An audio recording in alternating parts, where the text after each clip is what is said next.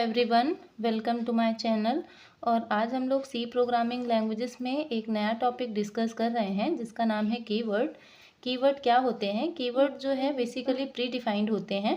Pre defined का मतलब होता है जो पहले से डिफाइंड होते हैं। तो कीवर्ड्स एक टाइप के रिजर्व वर्ड्स होते हैं जिनका कंपाइलर में स्पेशल मीनिंग्स होता है। कीवर्ड्स सिंटेक्स के ही पार्ट होते हैं, बट हम कीवर्ड्स को आइडेंटिफायर के रूप में यूज़ नहीं कर सकते। जैसा कि हमने प्रीवियस लेक्चर में भी डिस्कस किया था कि वेरिएबल रूल्स में कि वेरिएबल को डिक्लेयर करते समय सेकंड रूल होता है कि हम कीवर्ड को वेरिएबल डिक्लेरेशन में यूज़ नहीं करते हैं। तो यहाँ पर देखिए 32 कीवर्ड्स होते हैं। सी प्रोग्रामिंग लैंग्वेजेस में टोटल 32 कीवर्ड्स का यूज़ किया जाता है। ये 32 कीवर्ड्स के नेम यहाँ पर दिए हैं, जैसे कि auto, int, float, double, struct, break, go to, if, else, long, switch, case. तो ये यहाँ पर 32 कीवर्ड्स दिए हुए हैं। और हम सी लैंग्वेजेस में जब भी प्रोग्राम बनाते हैं तो हम प्रोग्राम की नीड के अकॉर्डिंग इन अलग अलग कीवर्ड्स का यूज़ करते हैं। इन कीवर्ड्स के सबके अलग अलग मीनिंग होते हैं। जैसे यहाँ पर कुछ को हमने डिस्कस किया है, जैसे ये इफ़ और एल्स कीवर्ड्स हैं।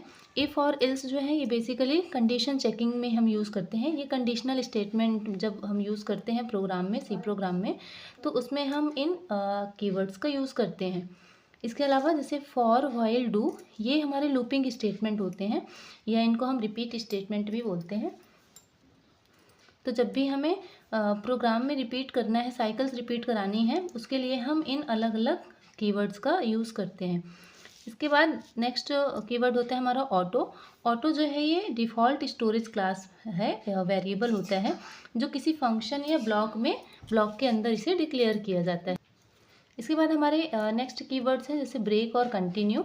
ब्रेक स्टेटमेंट का यूज़ अगर हमें किसी लूप को टर्मिनेट करना है, वहीं पर उस लूप को स्टॉप कर देना है, तो उसके लिए हम ब्रेक स्टेटमेंट का यूज़ करते हैं। कंटिन्यू का अगर हमें वो प्रोसेस कंटिन्यू करनी है, लूपिंग अगर हमें चलाना है या कोई भी स्टेटमेंट है अगर हमें उसे कंटिन्यू करना है, तो उसके लिए हम कंटिन्यू स्टेटमेंट का यूज़ करते हैं।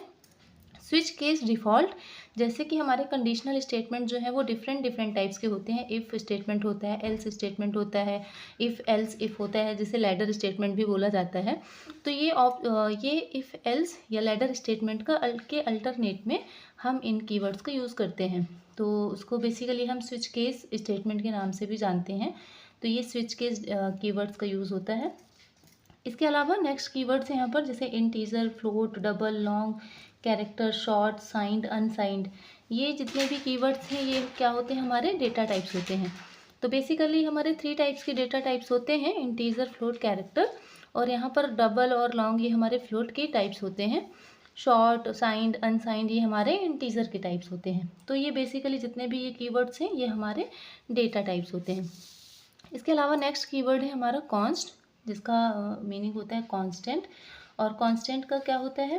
कांस्टेंट मीन्स इसमें जो वैल्यूज़ होती है वो वैल्यू फिक्स होती है, उस वैल्यू को चेंज नहीं कर सकते। तो उसके लिए हम कांस्टेंट कीवर्ड का यूज़ करते हैं।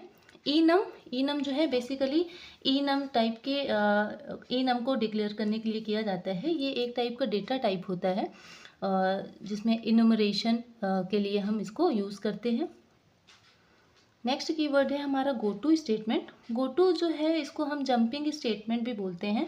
अगर हमें अपने प्रोग्राम का कंट्रोल ट्रांसफ़र करना है किसी दूसरे लेवल पे, उसके लिए हम गो टू स्टेटमेंट का यूज़ करते हैं। इसको जंपिंग स्टेटमेंट भी कहते हैं। जंपिंग का मतलब होता है कि एक लेवल से दूसरे लेवल में अगर हमें प्रोग्राम को ट्रांसफ़र करना है, उसके लिए हम इस कीवर्ड का यूज़ करते हैं।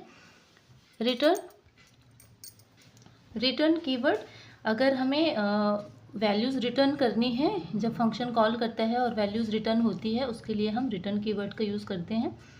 जब हम प्रोग्राम बनाते हैं तो जैसे मेन फंक्शन में अगर हम इंटीजर मेन फंक्शन यूज़ करते हैं तो हमें वहाँ पर वैल्यू रिटर्न कराते हैं, वैल्यूज़ रिटर्न करता है इंटीजर मेन फंक्शन। जबकि अगर आप वॉइड मेन यूज़ करते हैं तो वहाँ पर कोई वैल्यू रिटर्न नहीं होती है। तो ये रिटर्न कीवर्ड यूज़ होता है वैल्यूज़ को रिटर्न कराने के लिए।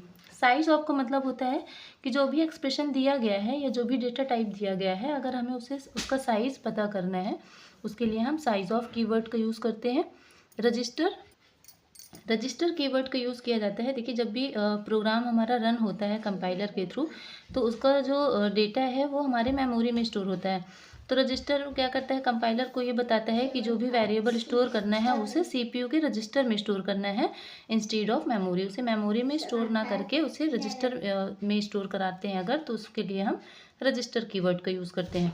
इसके बाद है स्ट्रक्ट का यूज़ स्ट्रक्चर को डिक्लेयर करने के लिए यूज़ होता है। और type definition define a data type with a new name in the program. तो ये कुछ कीवर्ड्स हैं जो सी प्रोग्राम में हम यूज़ करते हैं, और इन सारे कीवर्ड्स का डिफरेंट मीनिंग होता है, स्पेशल मीनिंग होता है। तो आई होप आपको समझ में आया होगा कि कीवर्ड्स क्या होते हैं और कितने टाइप्स के होते हैं। तो बेसिकली 32 कीवर्ड्स सी में यूज़ किए जाते हैं। तो अगर आपको वीडियो अच्छा लगा तो वीडियो को लाइक कीजिए, चैनल को सब्सक्राइब कीजिए। Thank you.